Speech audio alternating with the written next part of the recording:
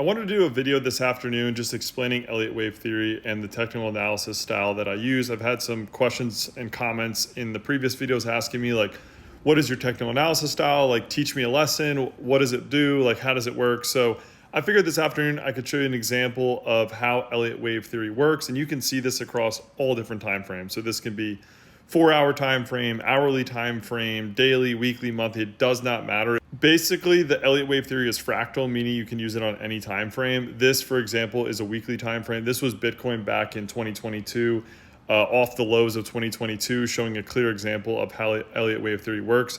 Essentially, what you have is you have a 1, 2, 3, 4, 5 movement up, which is in a 5-wave move, and then you have an ABC 3-wave correction after a 5-wave move. So for here, we had the wave 1, the 2, the 3, the 4, the 5, and then we had an A, B, and a C movement down. The real power of Elliott wave theory is using it on longer time frames and then diving into the lower time frames to hyper analyze each monthly time frame. So the way that my analysis has been going recently is both on a long time frame and a lower time frame. So with inside of each one of these 1, 2, 3, 4, 5 waves, you're going to see a 1, 2, 3, 4, 5 on a smaller time frame of the 1, a 1, 2, 3, 4, 5 on a smaller time frame of the 3, and a 1, 2, 3, 4, 5 on a smaller time frame of the 5. And then on the 2 and the 4, you're going to get an ABC correction like this, but on the smaller time frame. So for example, if you're using the daily or weekly time frame, you go down to the 4-hour and you're going to see a 1, 2, 3, 4, 5 move for the 3, followed by an ABC correction for the 4.